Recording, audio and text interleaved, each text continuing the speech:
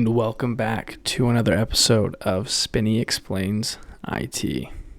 Thanks for coming around. Thanks for being a constant listener. If you want to contribute to my Patreon, go ahead and link will be below.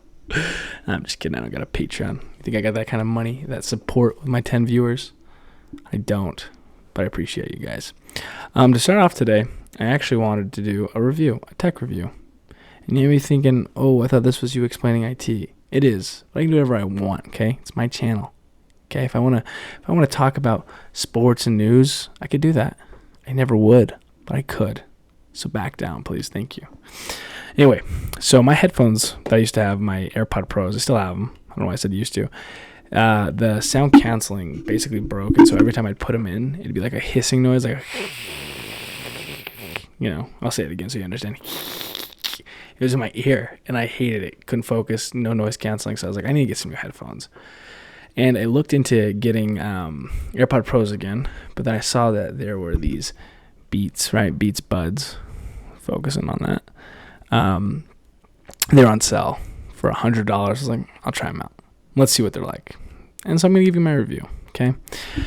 My review is this. Let's start off with the case. First off, way too big. This is like ginormous. It doesn't look that big in the camera, but it's genuinely big. It's like probably only like 5 centimeters bigger than the AirPod Pros, but it feels big because it's horizontal rather than vertical.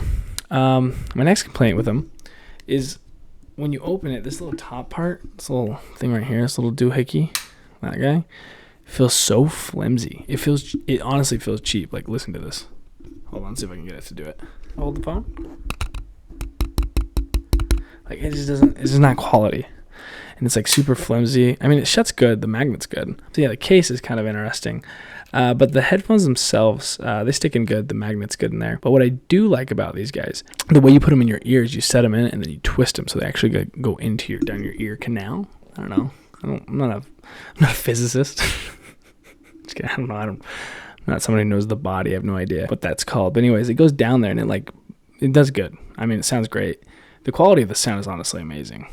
I may be just saying that because the AirPod Pros I had are broken and the sound canceling doesn't work. But the sound canceling sounds good. The headphone part, I do like the fact that it has buttons. So like I don't like that it's not like the nice touch like the AirPod Pros, right? It just feels seamless. This one's like an actual button you push, kind of feels cheap. But I do like the things you can do. 1 is to pause, 2 to skip, and if you do 3, you can go back. Which for some people maybe that's not worth it. But sometimes when I'm listening to like audiobooks I listen to audiobooks. Okay, what's your problem? You don't have to worry about it. Okay, it's my life. Or podcast. If I want to go back to something, it's actually kind of nice. But 3 does feel like a lot to do. And sometimes it doesn't pick it up very well. So honestly, I'd give the sound probably a 4 to 5. Sounds great. Kind of hurt my ear though more than the AirPods doing. That might be because it's going down. I might need to switch the actual tip of it. Actually, no, I think that's all I like. But really the case, it doesn't, I just feel like they're cheap, And then it's also the prestige, People are like, oh, we gotta have AirPod Pros or whatever, okay? So you do lose that. But, they don't really do too good at auto connecting. Like AirPods connect auto to your thing, and this kind of does, but you still have to do it kind of manually, which is annoying sometimes. It doesn't do it nearly as seamlessly as the AirPod Pros do, which is dumb because Apple owns the Beats, but I guess they got to make a reason for people to buy their actual product. But yeah, it just feels kind of cheap, the case. It feels very empty and hollow. It doesn't feel like it's well made. So I would give this, on my review, honestly, 3 out of 5, which isn't terrible, but I think they could definitely be done better. So if you got any recommendations for headphones, let me know. I won't buy them because I'm poor, but you can tell me about them and I'll think about them. Well, that brings me into the topic today. Today, we're going to talk about passwords, right? There's pesky little things you have to put in. 1 capital, 1 lowercase, 1 special character, that whole junk that you have to do every time must be 8 characters long. And you can thank a man by the name of Bill Burr for this. I ain't talking Bill Burr, the comedian. I'm talking about this man named Bill Burr. He worked for NIST, or NIST. I don't really remember how people pronounce it. What he was in charge of doing, he was a mid-level manager. So in 2003, he was tasked to make basically the qualifications for a password. So what he did is he went to pages that were already existing, right? The internet was relatively new in 2003. It wasn't popping as it is today.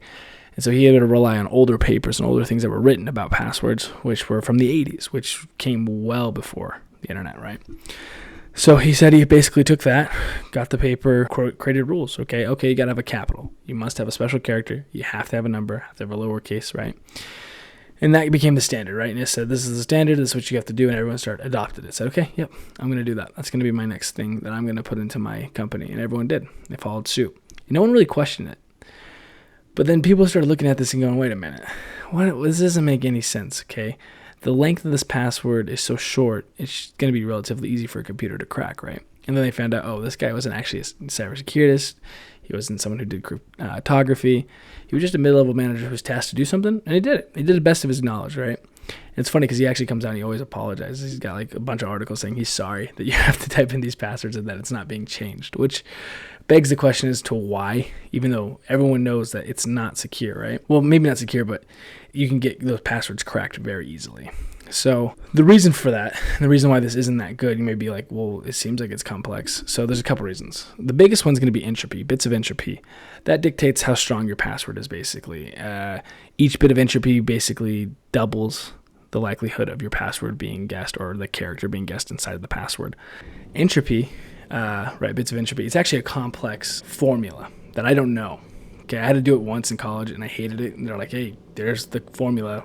Tell me the bits of entropy for your password and if it's strong or not, depending on if it's 30 or 60, whatever.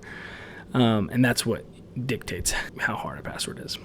So things like capital letters give you 1 bit of entropy.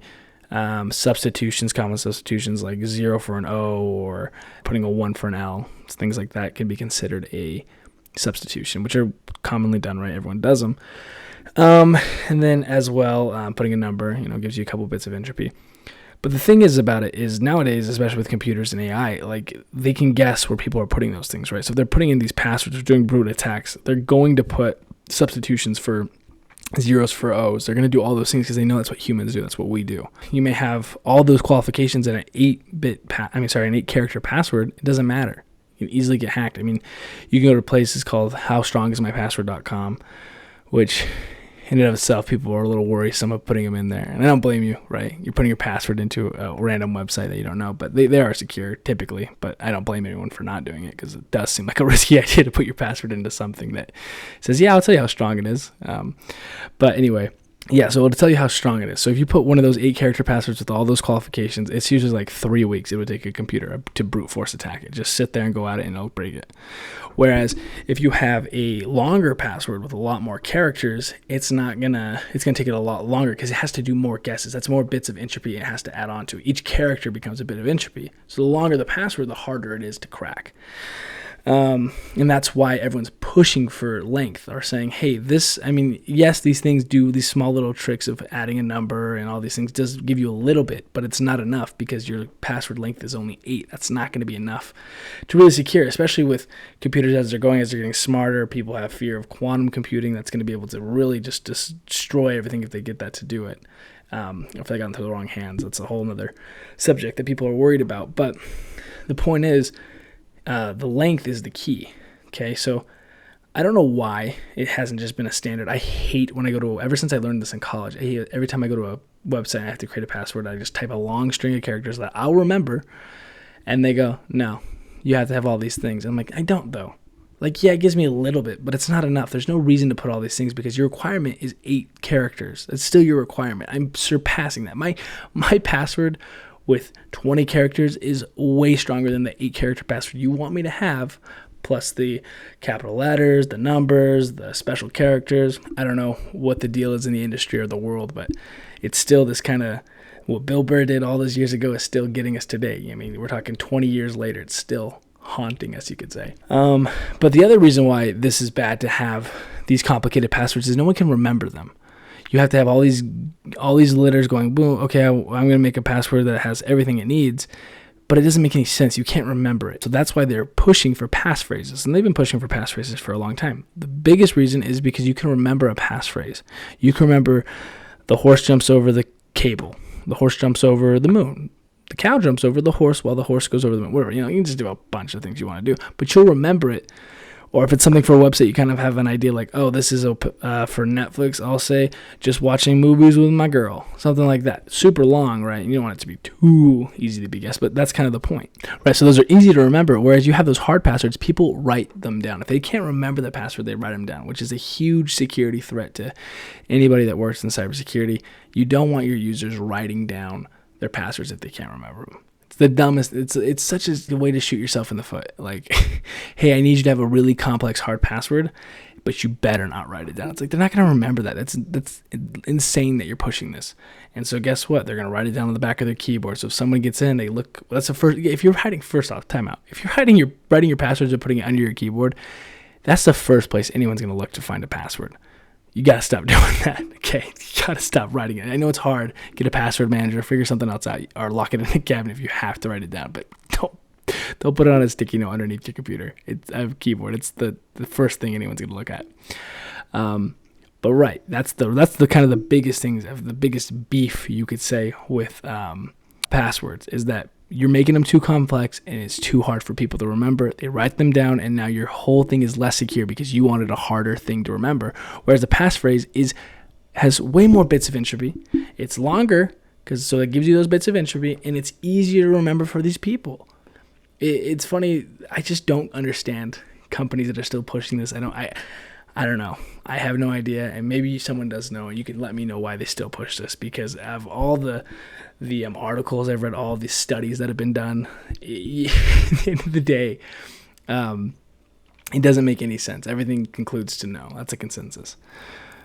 But anyway, that's kind of my little spiel about passwords and how you have to do that stupid number character things. It should be gone. Get rid of it. No one wants it. Okay, it's insane. But yeah, next week we'll talk about, I think, some Internet of Things is what I'm leaning towards. Got some things I want to say about that. Got a lot of things I want to say to that, to big IoT. Okay, got a lot of beef with you guys out there. I'm just kidding. I have Internet of Things in my home. But I will see you guys probably in 2 weeks because I do these every other week. So stay frosty.